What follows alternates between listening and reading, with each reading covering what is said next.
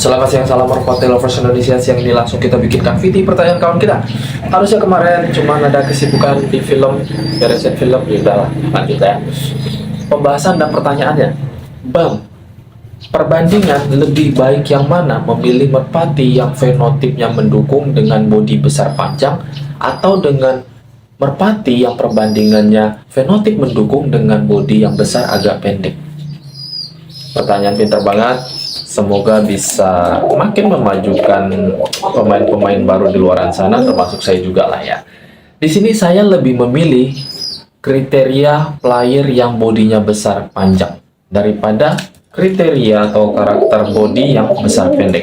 Kenapa begitu? Di sini saya ada beberapa penjelasan yang memang harus dipahami untuk teman-teman semua. Tapi kembali lagi, kalau saya bilang ini sesuai selera. Dan di sini kita curhatin pertanyaan kawan kita, semoga bermanfaat video kita siang ini.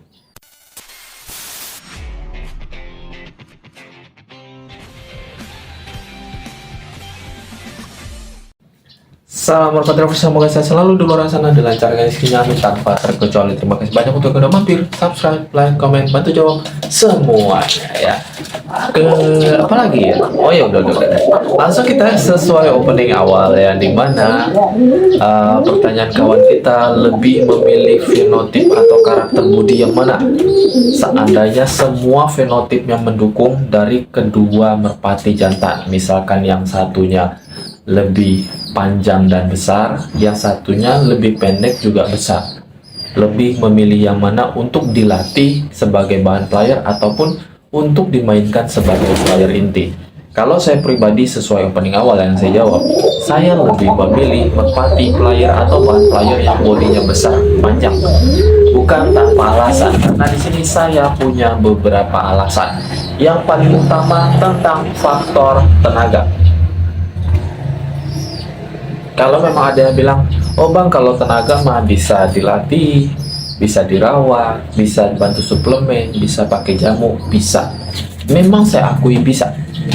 Tapi faktor tenaga yang lebih awet, untuk ciri bodi merpati lebih bagus bodi yang besar panjang. Tenaganya lebih stabil, nggak terlalu boros, nggak terlalu berlebihan, jadi bisa tahan lama kalau kita bilang di dalam perlombaan lah. Apalagi perlombaan itu kan dari pagi sampai sore, sekitar dari jam setengah 10, kadang sampai jam setengah 6, ada yang sampai jam 6. Nah itu biasa sampai 7 kali terbangan, 8 kali terbangan. Yang lebih parah lagi kan ada beberapa kali terbangan kan, kalau pesertanya banyak biasanya begitu. Nah itu yang harus benar-benar dipahami. Kenapa saya jauh lebih memilih untuk kriteria body yang besar panjang? Karena apa? Karena faktor tenaga. Itu yang pertama. Body besar panjang dengan didukung fenotip yang jelas dan mendukung untuk merpati kolong bebas ataupun kolong meja, itu lebih diunggulkan daripada body yang besar pendek. Walaupun dengan fenotip yang sama-sama bagus, sama-sama mendukung, tetap kalau saya pribadi menilai dan sudah pernah nyoba, sudah pernah, bahkan bukan pernah lagi, udah sering banget, lebih mendukung badan atau tipe bodi merpati yang besar dan panjang. Itulah kenapa merpati yang bodi-bodi nasional, sering main di nasional, pasti bodinya panjang besar. Nggak ada bang yang pendek terus besar gitu, nggak ada. Seriusan, pasti stabil semua, badan besar, pasti bodi panjang. Tapi dengan genetik dan fenotip yang jelas yang didukung tiap-tiap ciri merpati tersebut untuk kita latih, untuk kita lombakan. Jadi jangan salah. Dan keunggulan yang kedua dari merpati perbandingan yang badan besar panjang dibanding dengan badan besar pendek. Keunggulan yang kedua, sistem manuver jauh lebih bagus. Ya, ini yang harus benar-benar dipahami. Bukannya merpati kecil atau merpati besar pendek, badan kecil badan pendek nggak bagus manuvernya, bagus. Tapi untuk manuver yang memang sekiranya main merpati kolong bebas, itu biasanya manuver diperlukan. Jadi kualitas manuver itu juga ditentukan dengan kondisi bentuk badan. Tapi jangan salah, di sini saya sedikit sedikit curhat ya. Perbedaan permainan merpati kolong di daerah Jawa sama Sumatera agak beda. Bedanya di mana? Karena di sini, di Pulau Jawa sana lebih mementingkan merpati manuver, tinggi stabil, los panjang, bawah, oke lah, bagus, door gitu kan.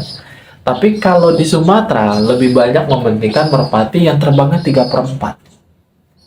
Cuman di atas tali berapa meter, di atas tiang berapa meter, tahu-tahu turun door. Itu perbandingannya. Tetapi kalau saya pribadi, saya memang kurang suka dengan karakter seperti itu, karena indahnya permainan merpati itu nggak bisa nggak bisa kita nilai dan nggak bisa kita lihat dengan perbedaan karakter. Itulah kenapa saya lebih suka breeding atau main merpati yang memang tinggi stabil, kelihatan los panjangnya, penyelesaian akhirnya enak, daripada terbang di tali, di atas tali, atau terbang di atas bendera 3/4 tahu-tahu turun. Kembali ke pemilihan masing-masing. Itulah perbedaan kurang lebihnya antara permainan seni kolongan di Jawa sama Sumatera.